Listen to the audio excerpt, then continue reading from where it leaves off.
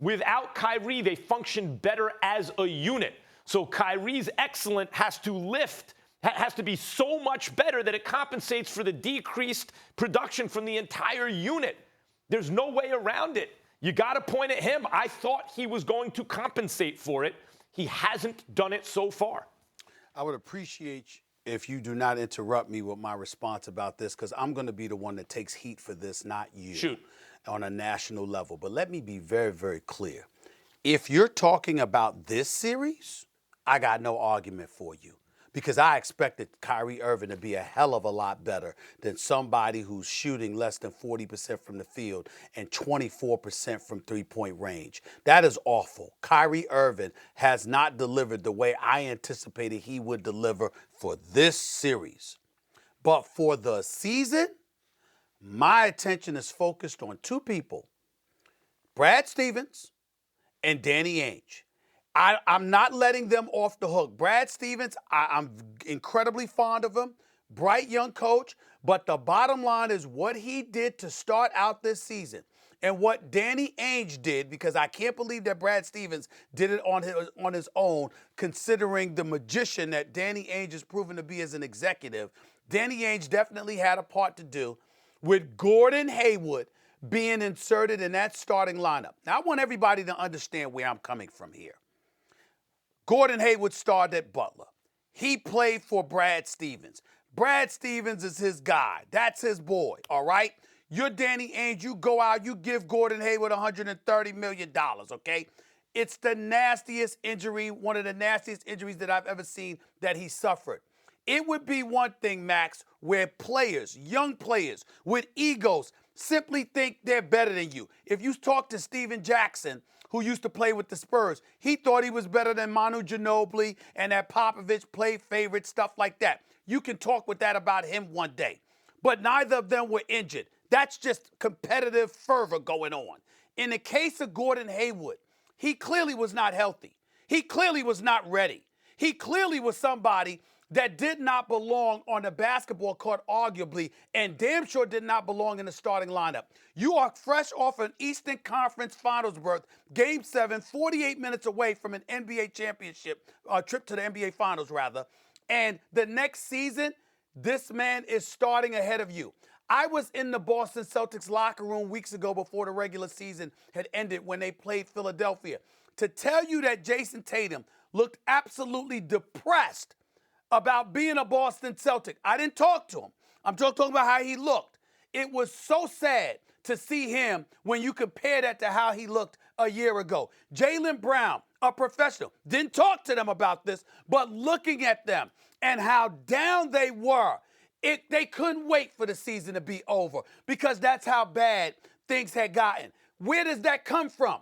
And if you are Brad Stevens and you are Danny Ainge, and to know that you got two young thoroughbreds who started together and viewed themselves as the future, and to make that call is egregious. Remember, Max, they all know, as much of a headache that Kyrie can be at times, they know he can ball.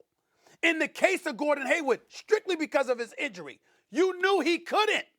And to put him in that lineup, you disrupted the whole team from the start of the season. I'm making the case they have never, ever recovered. And a byproduct of that is seeing what we're seeing right now from this team. They're not a team. They're just a bunch of individual parts. And as a result, they're going to go home in 5 games because of it. They are not a team. They're just a bunch of individuals wearing the same uniform. The problem with what you're saying, and look, those were the two pieces that had to be added. Kyrie Irving, Gordon Hayward, how would the team respond? Poorly. And I'm not going to, what you're saying, there's truth to it. Gordon Hayward had too many minutes early. I think Brad Stevens thought he needed the passing in the starting lineup. By the way, I think he's a minus 49 in this series. I think right. Gordon Hayward's like a minus 49. Hayward's been terrible in this series. But I think Stevens thought he needed the passing in the starting lineup. He trusted him, as you mentioned, the Butler, the fact that they were there, the fact that Hayward is a veteran and some of these guys are young, up and coming. I get it. He made a mistake. I agree with that. But that's not really the issue on this team.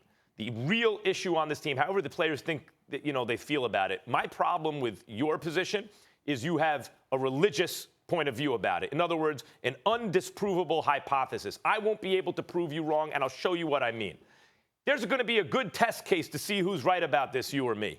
Let's see how they function as a team next year, because you know Kyrie's out of here, and I'll bet you Hayward's not, right? If Kyrie's gone and Hayward's not, my prediction is they'll function very well as a team without Kyrie next year. Now, you might sit there and say, well, okay, Max, Hayward had a year to get better, and so now he's a baller, and so it's a little different. And it will be a little different. But what you will notice next year is when you take Kyrie out, everyone else is going to get more involved. So we're going to have a good way to test this hypothesis next year. And if you're going to sit there and say, well, no, that can't be tested, then there's nothing I can say. Then that's just the way you feel. That's fair. But my response to that, in terms of your hypothesis, would be point one.